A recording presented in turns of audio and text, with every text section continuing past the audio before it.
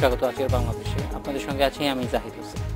প্রবীণ ব্যক্তিদের অধিকার নিয়ে হেলথ এজ ইন্টারন্যাশনাল সহ কাজ করছেন অনেকে। পারিবারিক সমস্যা, জাতীয় প্রবীণ নীতিমালা সহ নানা বিষয়ে সচেতনতা জরুরি। এসব নিয়ে আজকের আলোচনা প্রবীণ অধিকার। কথা বলতে আমাদের সঙ্গে স্টুডিওতে আছেন জাতীয় মানবাধিকার কমিশনের চেয়ারম্যান কাজী জিয়াজুল হক, আছেন হেলথ এজ ইন্টারন্যাশনালের Bangladesh interim country director Rabeya Sultana এবং সমাজসেবা অধিদপ্তরের পরিচালক আবু মোহাম্মদ ইউসুফ।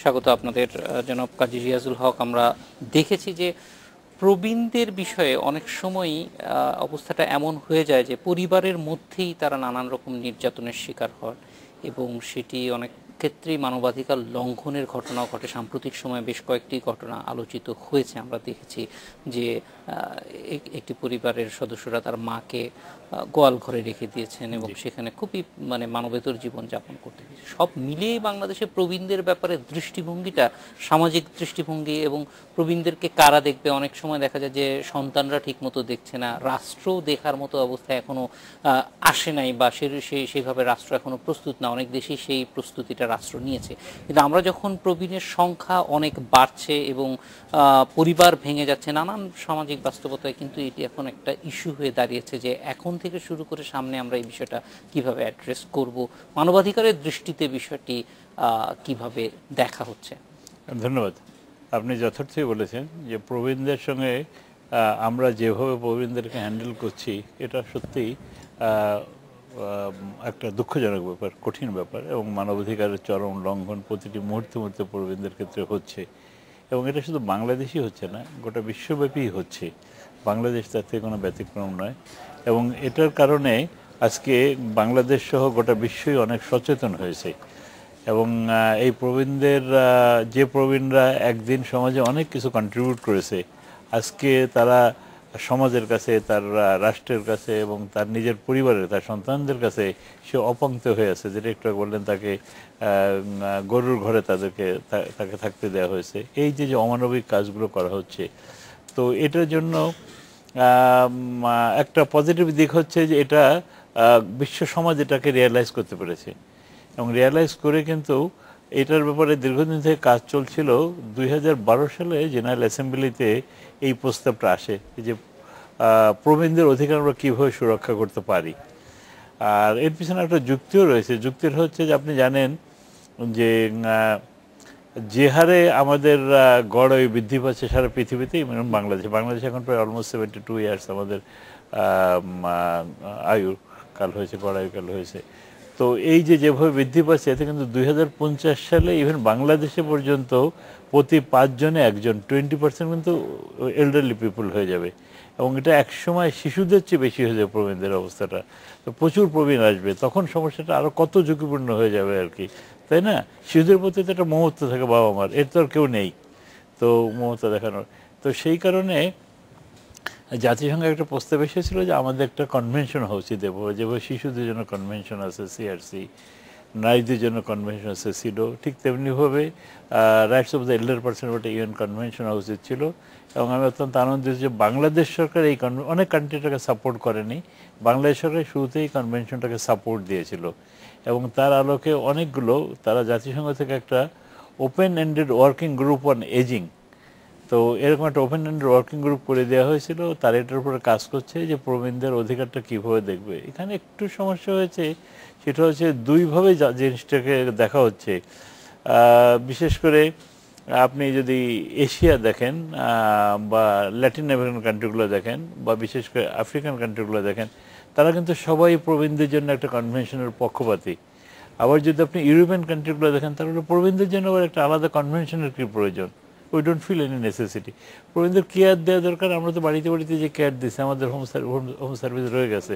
তো এই একটা দ্বন্দ্বের কারণে একটু পিছিয়ে আছে। বাট আমার কাছে যেটা মনে হয়েছে, আমারও সুযোগ হয়েছে কয়েকটা কনভেনশনে, এমনি জাতিসংঘের এবং অন্যান্য ইন্টারন্যাশনাল ফোরামে কয়েকটা কনভেনশনে আমি তো বেশ কিছুদিন মানবাধিকার কমিশনের সঙ্গে আছি এবং এই বিষয়টা আমি দেখে আসছিলাম আগে থেকে, এখন আমি দেখছি। তা আমি বেশ কয়েকটা প্রোগ্রামে যেটা আমার ধারণা হয়েছে যে বেশিরভাগ লোক এখন এই কনভেনশনটার পক্ষেই এসেছে আর কি, কনভেনশনটার পক্ষে এসেছে।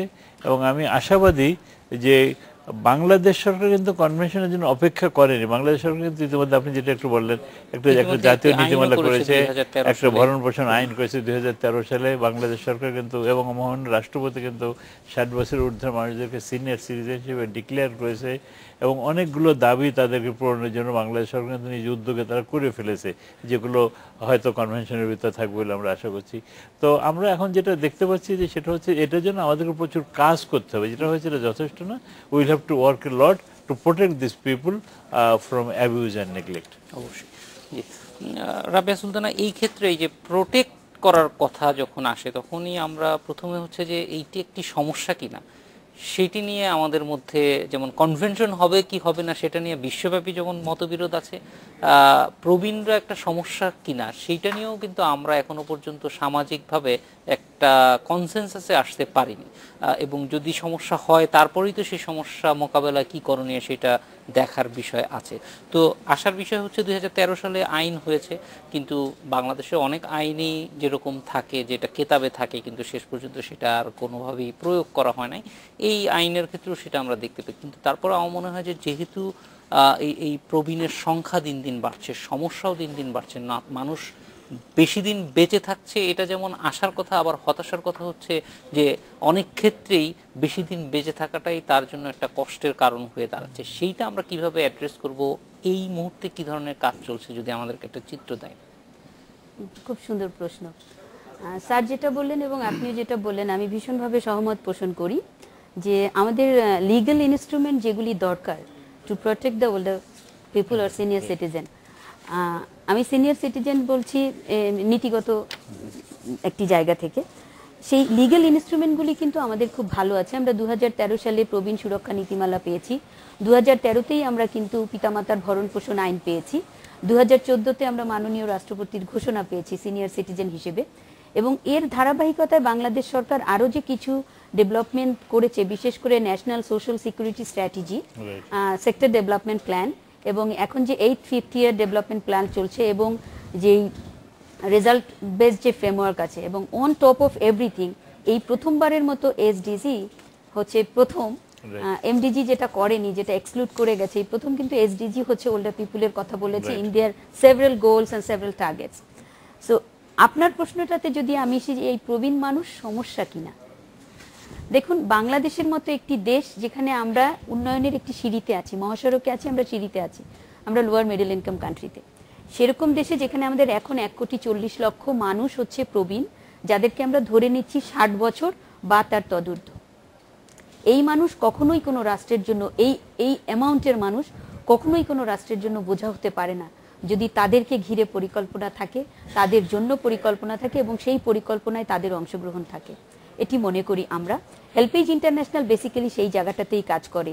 প্রবীণ মানুষ জীবনের, আমরা কিন্তু প্রবীণত্বকে কেউ এড়াতে পারবো না। যদি আমার দীর্ঘায়ু হয়ে থাকে, আমি যদি বেঁচে থাকি, সেটি তো একটি জায়গা থেকে আসে, আমি কিন্তু আমার প্রবীণত্বকে কোনোভাবে লুকোতে পারবো না, এড়াতে পারবো না। তার মানে I have to accept it. এবং আমার যখন প্রবীণত্বকে আমি অ্যাকসেপ্ট করব, তখন এই প্রবীণত্বকে কিভাবে আমি অ্যাক্টিভ এবং হেলদি করতে পারি, এবং এটি হচ্ছে হেল্পেজের ইউনিকনেসের জায়গা, যে আমরা বিশ্বব্যাপী 60 কান্ট্রিতে কাজ করি। প্রত্যেকটি দেশে আমাদের একমাত্র লক্ষ্য হচ্ছে অ্যাক্টিভ এইজিং, হেলদি এইজিংকে প্রমোট করা, যেন এই মানুষগুলি বোঝা না হয়। প্রত্যেকটি ঘরে প্রতিটি প্রবীণ মানুষ যেন মানবাধিকার নিয়ে, মর্যাদাবোধ নিয়ে, সম্মানের সাথে, আদরে, শ্রদ্ধায়, পারস্পরিক সহ অবস্থান করতে পারে। সেই জন্য আমরা যে কাজটা করি, যেটি বোঝা হবে না এবং কেন বোঝা নয়, সেই কাজটি করি, সেটি হচ্ছে আমরা একেবারে সরাসরি প্রবীণ মানুষের সাথে কাজ করি তাদের সক্ষমতা বৃদ্ধিতে। কারণ প্রবীণ মানুষের সবচেয়ে বড় যে সমস্যা আমাদের অ্যানালিসিস বলে, সেটা হচ্ছে সেলফ এক্সক্লুশন। উনি ভেবে নেন আমি আজকে কাজে নাই, আমার আয় নেই, আমার নারীদের ক্ষেত্রে হয় আমার স্বামী মারা গেছে, আমার কোনো পেনশন নাই, আমার সিকিউর ইনকাম নাই। তার মানে ওনার দিক থেকে মূলধারায় মেশার, মূলধারায় যাওয়ার একটা সেলফ এক্সক্লুশন তৈরি হয়, নিজেকে গুটিয়ে নেওয়ার। এবং পৃথিবীর সকল মার্জিনালাইজেশন বা ভালনারেবিলিটির পিছনে প্রথম কারণ হচ্ছে যখন আমি নিজে স্টেপ ব্যাক করি, আমি যখন সেলফ মার্জিনালাইজেশনে চলে যাই, সেলফ এক্সক্লুশনে চলে যাই, তখন সেলফ মার্জিনালাইজেশনটা তৈরি হয়। হাউএভার, আমি বলতে চাচ্ছি যে আমরা প্রবীণ মানুষের সাথে সরাসরি কাজ করি। আমাদের একটি মডেল আছে বিশ্বব্যাপী সমাদৃত, ওল্ডার পিপলস অ্যাসোসিয়েশন, আমরা OPA বলছি। এখানে আমরা কমিউনিটির ওল্ডার পিপুলদেরকে একসাথে করি, নারী পুরুষ আলাদা আলাদা হতে পারে কালচারাল সেটিংস অনুসারে।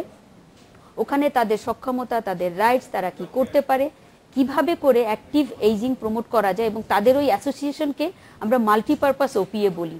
সেখানে হেলথ নিয়ে একটা গ্রুপ থাকে, তারাই তাদের হেলথ ইস্যু দেখে।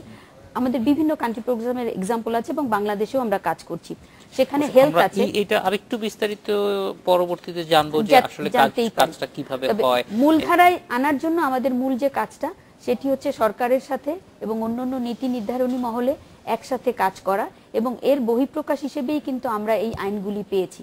আজকে একটি অত্যন্ত বিশেষ দিবস।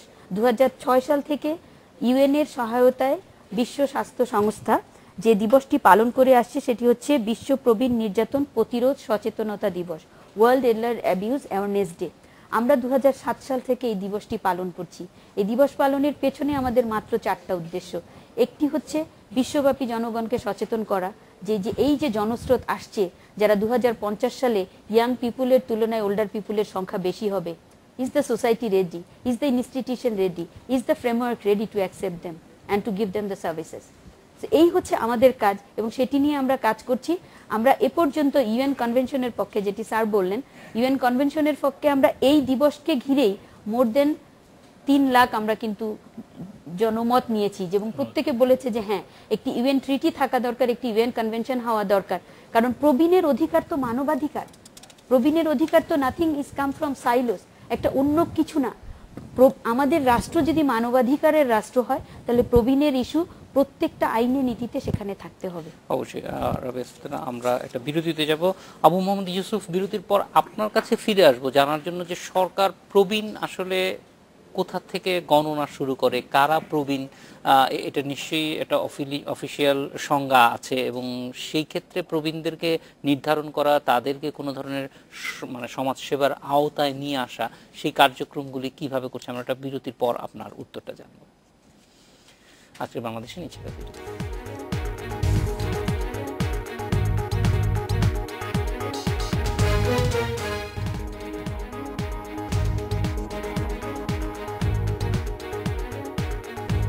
বিরতির পর ফিরে এলাম আজকের বাংলাদেশে। জনাব আবু মোহাম্মদ ইউসুফ, জানতে চাচ্ছিলাম যে সরকার নিশ্চয়ই এটা সংজ্ঞায়িত আছে কত বছর বা কি হিসাবে প্রবীণ হিসাব করা হয়, এবং প্রবীণদের জন্য আপনাদের কি ধরনের কর্মসূচি এখন চলমান আছে?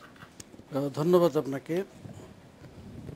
ইউএন এবং জাতীয় প্রবীণ নীতিমালা এর অনুসারে প্রবীণদের সংজ্ঞায়িত করা হয়েছে এইভাবে যে যারা 7 বৎসর অথবা তার ঊর্ধ্বের বয়সের যারা আছে তাদেরকে প্রবীণ বলা হবে।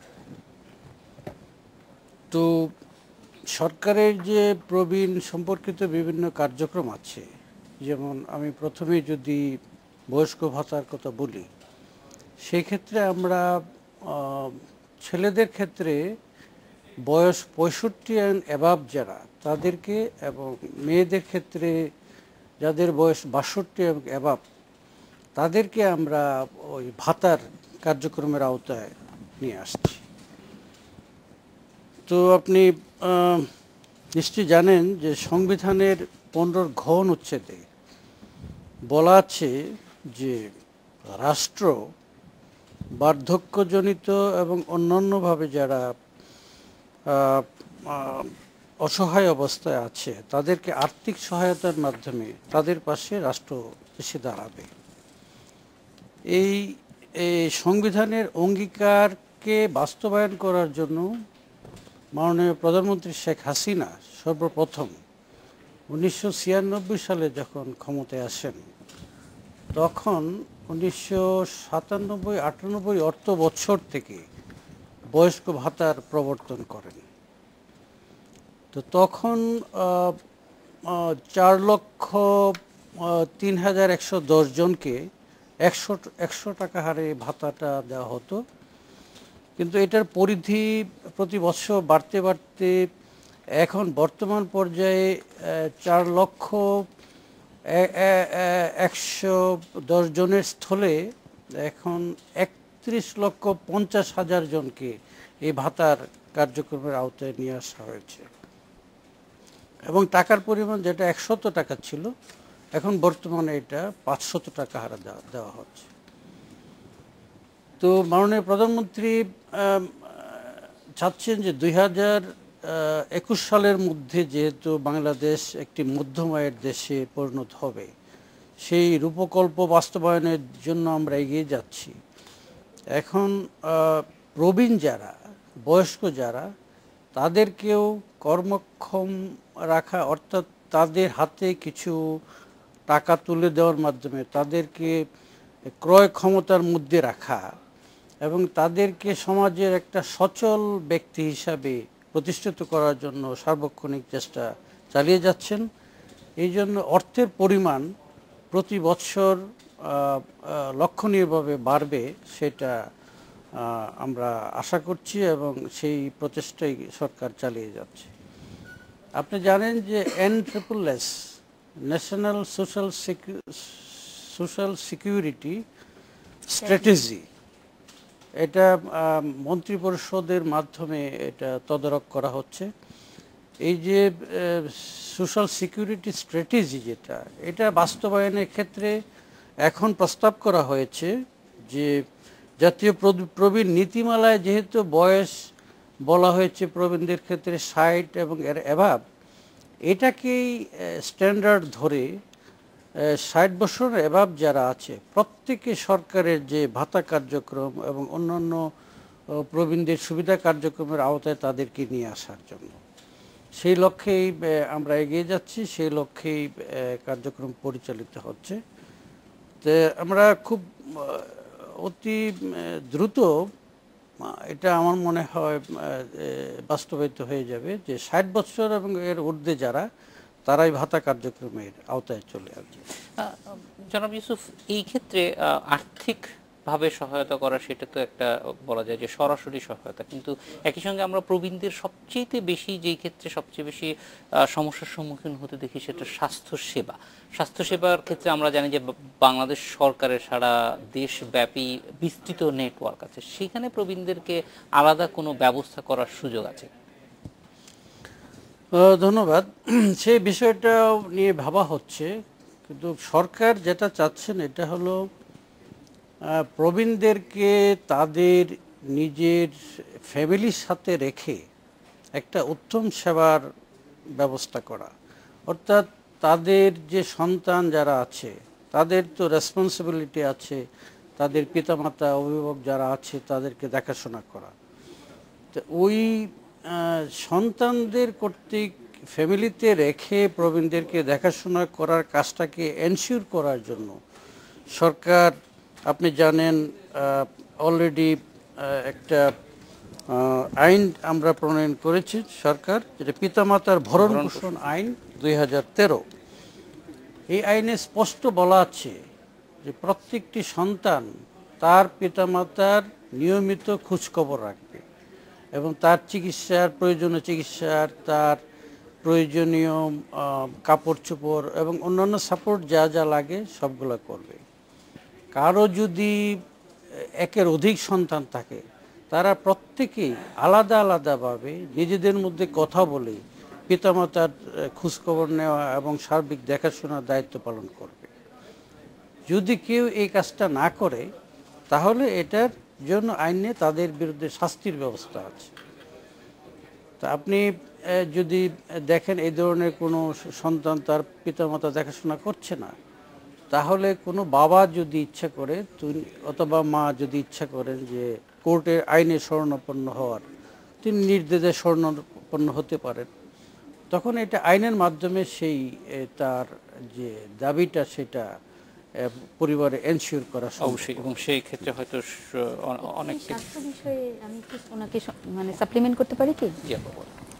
দেখুন, আমাদের দেশে বিশেষ করে শিশুদের ক্ষেত্রে টিকাদান যে কর্মসূচি আছে, সম্প্রসারিত টিকাদান কর্মসূচি, এটা কেন? Two protect the children, right? এখন প্রবীণ মানুষ আমরা বলছি যে পরিবারের ভিতরে নির্যাতনের শিকার বেশি হচ্ছেন।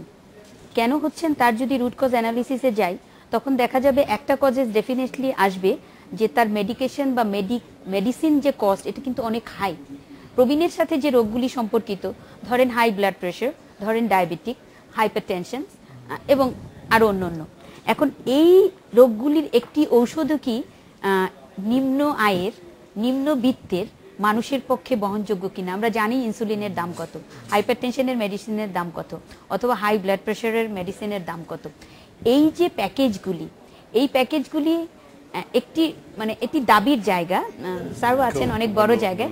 এই প্যাকেজগুলি যেগুলি ওল্ড এজের সাথে সম্পর্কিত যেই ডিজিজেসগুলি, বিশেষ করে নন কমিউনিকেবল যে ডিজিজগুলি আছে, এই প্যাকেজগুলিকে কি আরেকটু স্বল্প মূল্যে অথবা ফ্রি সেই সকল ফ্যামিলিতে, যে সকল ফ্যামিলিতে পিতামাতার এই মেডিসিন কস্টের জন্য পিতামাতা বোঝা হয়ে যাচ্ছেন, সেই ফ্যামিলিগুলির জন্য করা যায় কিনা। আমি বিনয়ের সাথে, স্যার আছেন, একটু বলতে চাই, বাংলাদেশের যে আমাদের স্বাস্থ্য উন্নয়ন নীতিমালা আছে এবং স্বাস্থ্যর জন্য যে সেক্টর ডেভেলপমেন্ট প্ল্যান আছে, ইভেন 2016-তে শেষ হয়ে এখন 17-তে যেটি নতুন করে আবার লেখা হচ্ছে, আমি আমাদের অ্যানালিসিস বলে সেই জায়গাগুলিতে খুব সূক্ষ্মভাবে অলমোস্ট নেই যে প্রবীণ বিষয়ক কিছু বলা হয়েছে। একটি সামগ্রিক চিত্র দেই, আমরা যে কোনো ক্লিনিকে, যে কোনো হসপিটালে, যে কোনো প্রাইভেট ক্লিনিকে গেলে শিশু বিশেষজ্ঞের হাজারটা তালিকা পাই, নাম পাই, আমরা গাইনির নাম পাই, কার্ডিওলজির নাম পাই, নিউরোর লিস্ট পাই, কিন্তু জেরিয়াট্রিক মেডিসিন বা জেরিয়াট্রিক কেয়ারের অথবা প্যালিয়েটিভ কেয়ারের একজন লোক পাওয়া যায় না। তার মানে কি আমাদের কোনো হেলথ ফ্যাসিলিটির ভিতরে একটা ইন্টিগ্রেটেড সিস্টেম নাই যেখান থেকে একজন সিনিয়র সিটিজেন বা একজন প্রবীণ মানুষ ঢুকবেন এবং তার সকল প্রকার স্বাস্থ্যসেবা নিয়ে বেরিয়ে আসবেন। খুব আশার জায়গা ছিল কমিউনিটি ক্লিনিক। বাংলাদেশ সরকার এতগুলি কমিউনিটি ক্লিনিক করেছে, হাজারে হাজার, এবং এই কমিউনিটি ক্লিনিকগুলি কিন্তু প্রক্সিমিটি সার্ভিস এনশিওর করতে পারে। ইটস এ ডোর টু ডোর, প্রত্যেকটা মানুষের ডোরে কিন্তু কমিউনিটি ক্লিনিকের সেবাটা পৌঁছে যাওয়া সম্ভব হতো। এখন আসেন যে সেই কমিউনিটি ক্লিনিকে এই জেরিয়াট্রিক কেয়ার, নার্সিং এটা দেওয়ার মতো কিন্তু পুরো ধারণাটি আমাদের স্বাস্থ্য সেবার মধ্যে সেভাবে নেই। মনে করা হয় যে জেরিয়াট্রিকের বদলে বরং তার স্পেসিফিক যে রোগ আছে সেইটার চিকিৎসা হচ্ছে কিনা। তিনি যদি হাইপারটেনশনে থাকেন তাহলে ওই একটা জায়গায় ওয়ান স্টপ সলিউশনের জায়গাটা যাওয়ার ক্ষেত্রে অবশ্যই যাওয়া প্রয়োজন। আমরা মনে করি যে সেটি যেহেতু এখন প্রয়োজনীয়তা অনুভব করা হচ্ছে, কিন্তু তার আগে অনেকগুলি বিষয় আছে যে মানসিকভাবেও প্রস্তুত হতে হবে যে এই দায়িত্বটা কে নেবে, কিভাবে নেবে। আমার পিতার দায়িত্ব যদি সরকার আইন করে নিতে হয় তাহলে বুঝতে হবে যে সমাজে কোথাও একটা সমস্যা আছে। স্যার, এই বিষয়টি আপনার কাছ থেকে একটা বিরতির পর এসে আপনাদের কাছে অবশ্যই এটি জানবো যে যেহেতু এই জিনিসটা আমাদের আইন করতে হয়েছে, তার মানে বাস্তবতা হয়তো আরেকটু ভিন্ন। সেটা ঠিক সামাজিক যে রীতিনীতি সেই জিনিসটা যথাযথভাবে পালন করা যাচ্ছে না, না যাওয়ারও যৌক্তিক কারণ থাকতে পারে। সেগুলি নিয়ে আমরা যথেষ্ট গবেষণা করছি কিনা, একটা বিরতির পর ফিরে আসছি আপনাদের কাছে। আজকের বাংলাদেশে যাচ্ছে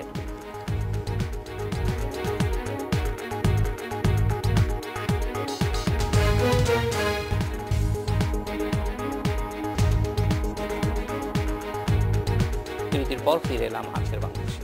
কাজী জিয়াদুল হক, যেটি জানতে চাচ্ছিলাম যে এই যে আমরা এমন একটা পরিস্থিতির মধ্যে দিয়ে যাচ্ছি যেখানে এই সেবাটা একটা সময় আসলে সামাজিক সেবা এবং পরিবার থেকেই প্রবীণদেরকে যত ধরনের সেবা সহযোগিতা সবকিছু করা হতো, কিন্তু এখন পরিবার আর আগের পরিবার নেই, অনেক ভেঙে গেছে। সেখানে পরিবারের আসলে অনেক ক্ষেত্রে অনেক পরিবারের সেই শক্তি সামর্থ্যই কমে গিয়েছে, যেটা হয়তো 20 বছর 40 বছর আগে ছিল। সেই জন্যই কিন্তু এখন রাষ্ট্রের কাছে এই বিষয়টি নিয়ে আমরা যাচ্ছি যে এক্ষেত্রে রাষ্ট্র কি করতে পারে। এবং আজকে 2017 সাল এবং 2025 সালের মধ্যে পার্থক্য অনেক। আজকে আমাদের এখানে যারা ডেমোগ্রাফিক ডিভিডেন্ড হিসেবে আছি আমরা, তারা কিন্তু ওই সময়ে প্রবীণের কাতারে চলে যাব। সেই সময় তখন কিন্তু কর্মক্ষম মানুষ কমে আসবে। সেটা যদি এখন থেকে যদি প্রস্তুতি না হয় এবং এই প্রস্তুতিটা পরিকল্পনা এবং আর্থিক পরিকল্পনার সংশ্লিষ্ট, তা না হলে এটা কিভাবে অ্যাড্রেস করা সম্ভব? খুব চমৎকার কথা বলেছেন। কারণ যেটা একটু আগে আমি বলছিলাম, আমরা সবাই জানি, সেটা হচ্ছে যে 2050 সাল নাগাদ আমাদের দেশে এবং গোটা বিশ্বেই প্রায় 20% মতো এল্ডারলি পিপুল আসবে। একটা বিরাট অংশ সমাজে এল্ডারলি পিপুল আসবে তখন, এবং সেই এল্ডারলি পিপুলদেরকে হ্যান্ডেল করা, তাদের সুযোগ সুবিধা, তাদের প্রয়োজন এবং তাদের যে রাইটগুলো আছে, যেমন আমাদের দেশে আমাদের এগুলো, যেটা একটু আগে রাবে বললো যে আমাদের সংস্করণ থেকে বলা হলো যে এগুলো তো আমার কনস্টিটিউশনাল রাইট, তাই না? এগুলো আমার কনস্টিটিউশনাল রাইট।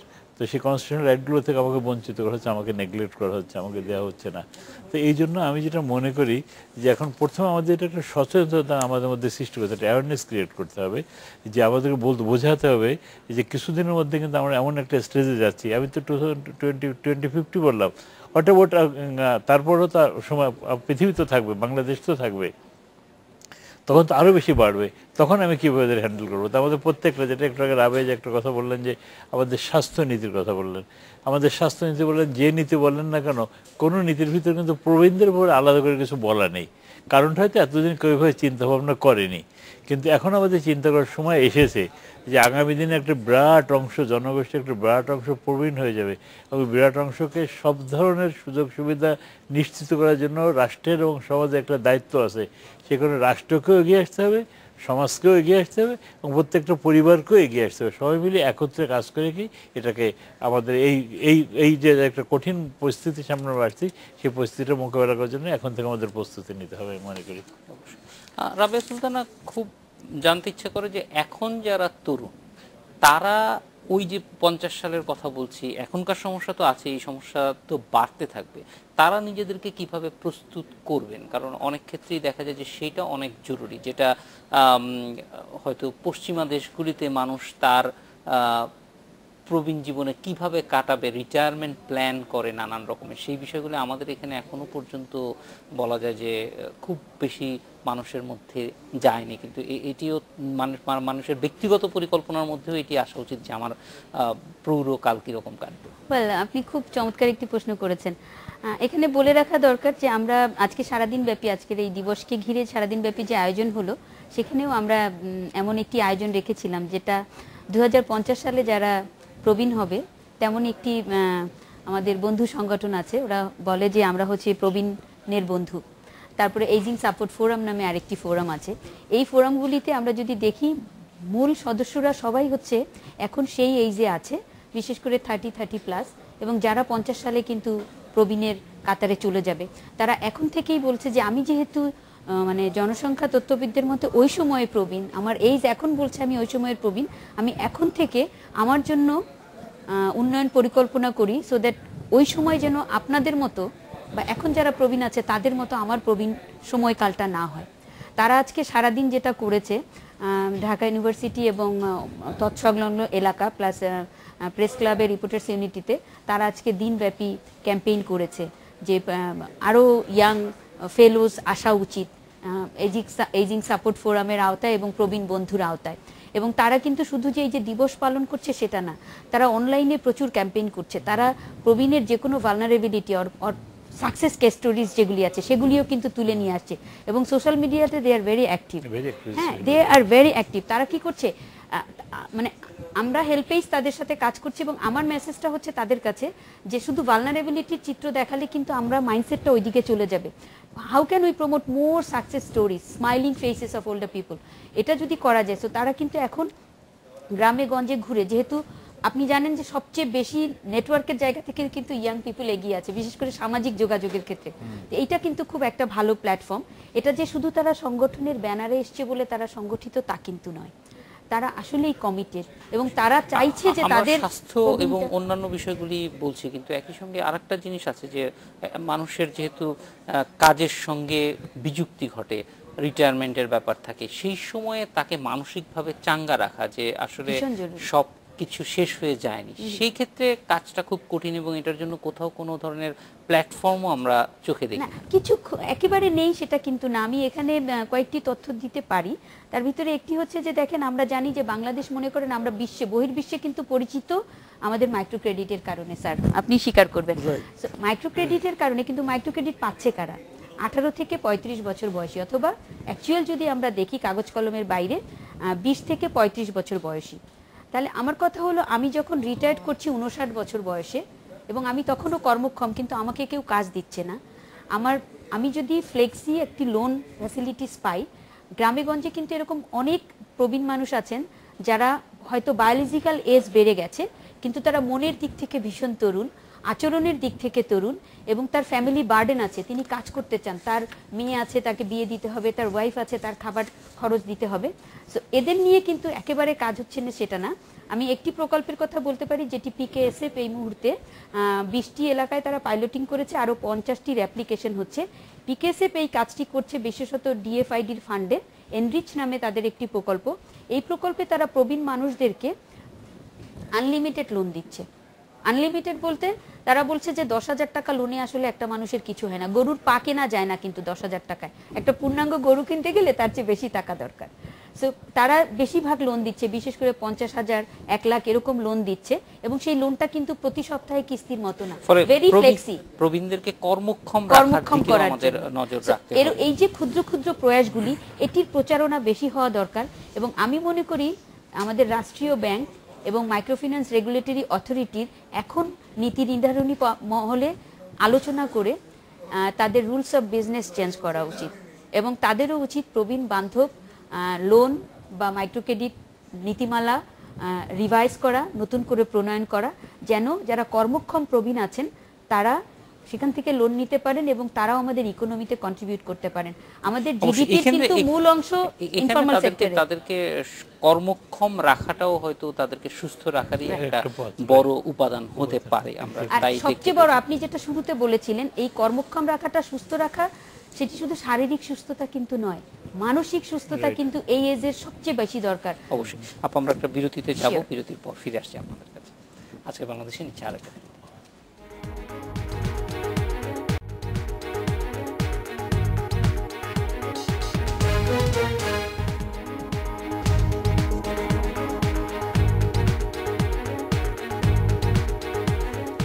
পর ফিরে এলাম।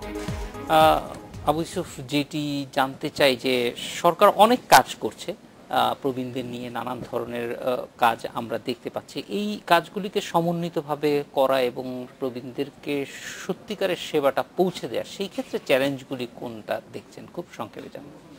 আচ্ছা, আপনার ওই চ্যালেঞ্জের বিষয়ে বলার আগে আমি একটু বলতে চাচ্ছিলাম যে প্রবীণদের চিকিৎসার ব্যাপারে সরকার কি করছে। এই বিষয়টা ছিল এরকম যে আপনি হয়তো জানেন যে বাংলাদেশের যতগুলি সরকারি হসপিটাল আছে, প্রত্যেকটা হসপিটালে সমাজ কল্যাণ মন্ত্রণালয়ের অধীন একটা রোগী কল্যাণ সমিতি আছে।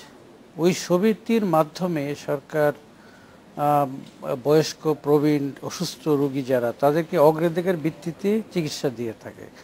তাদের প্রয়োজনীয় মেডিসিন, প্রয়োজনীয় টেস্টের যে ব্যয় বহন করা, এবং প্রয়োজনে তাদেরকে বেডের যে খরচ, খাবারের খরচ, এমনকি তাদের বাড়ি যাওয়ার খরচও এই রোগী কল্যাণ সমিতি থেকে বহন করা হয়।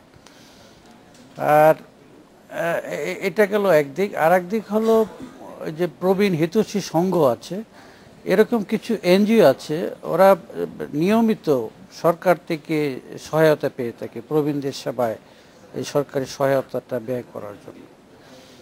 তো এই ধরনের ব্যবস্থা আছে। আর এছাড়া এই যে সরকারির যে ভাতা যেটা কার্যক্রম, একটা গ্রামের একটা কর্মক্ষম মানুষ যখন বৃদ্ধ হয়ে যায়, তখন তার কোনো উপার্জনের কোনো পথ থাকে না।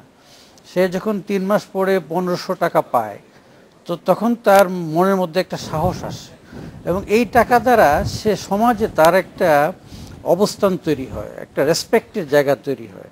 তাকে সবাই, অন্যান্য সদস্যরা তখন সমীহ করে যে তার কাছে কিছু টাকা আছে, এই টাকা দিয়ে সে প্রয়োজনে নিজে চিকিৎসা করাতে পারে, অন্যকে অন্যভাবে ফ্যামিলিকে সাপোর্ট দিতে পারে।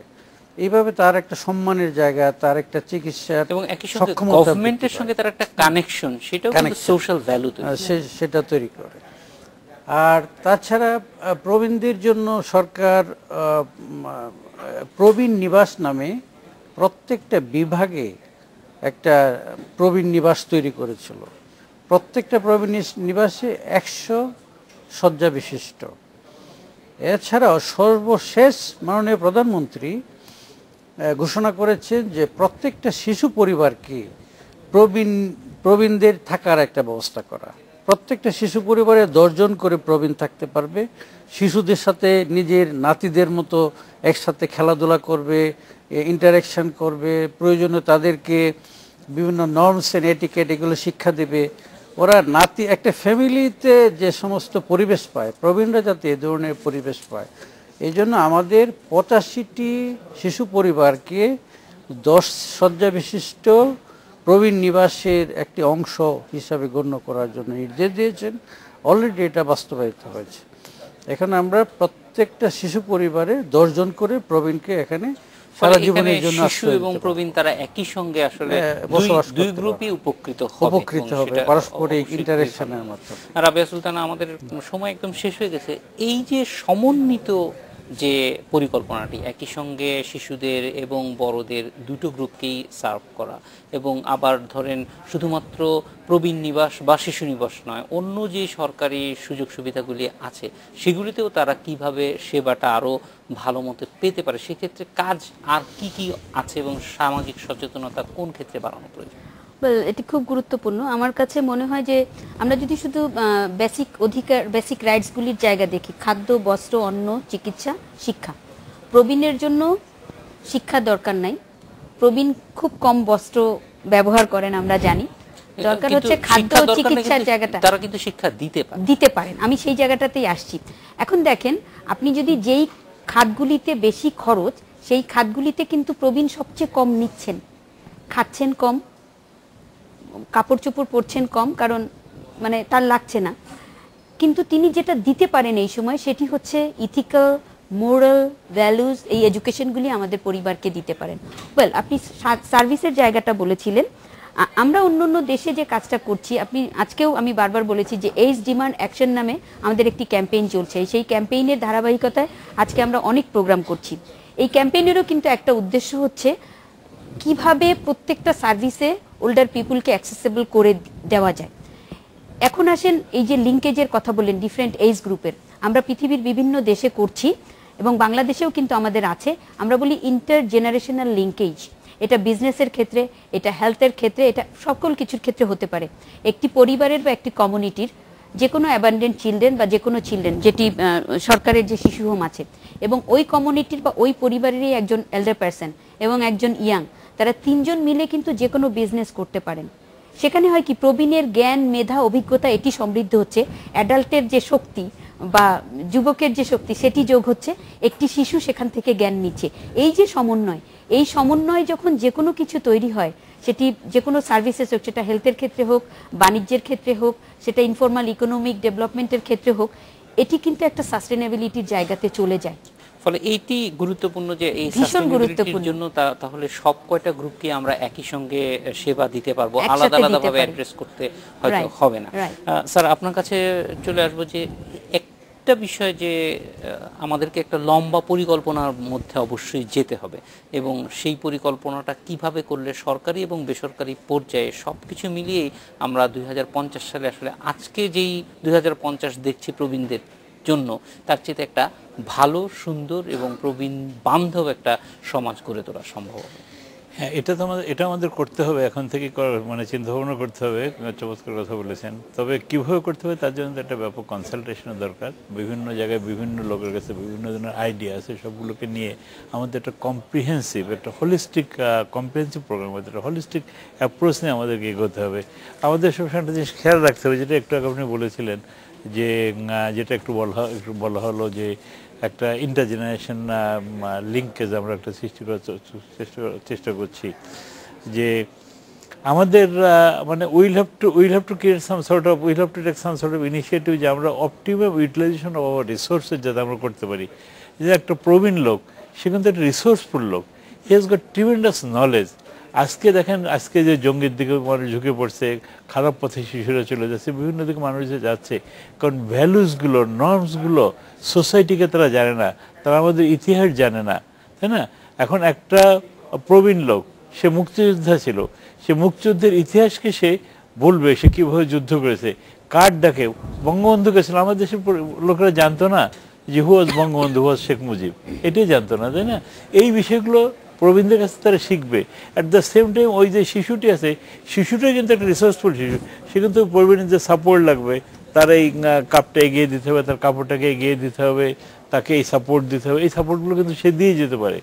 আসলে আমাদের যেটা প্রয়োজন, তারপর যারা যুব সমাজ আছে, তারা তো একটা লিঙ্কেজ করতে পারে, যেটা বলেন ব্যবসা, ইনকাম জেনারেটিং অ্যাক্টিভিটিস বলেন, বা সোশ্যাল একটা অনুষ্ঠান হবে, সেখানে প্রবীণকে নিয়ে যেতে হবে, তাকে মর্যাদার সাথে রাখতে হবে, তাকে বলতে হবে যে আপনি আপনার ইতিহাস বলেন, অবশ্যই এখানে মূল বিষয়টাই হচ্ছে যে প্রবীণদেরকে এক্সক্লুড না করে কিভাবে ইনক্লুড করতে পারি, তাহলে হয়তো আমরা এই সমস্যার বড় একটা সমাধান পেয়ে যাব। আপনাদের তিনজনকে অনেক ধন্যবাদ আমাদের সাথে। আপনাকে অনেক ধন্যবাদ। এই ছিল আজকের বাংলাদেশে, দেখা হবে আগামী রোববার একই সময়। শুভ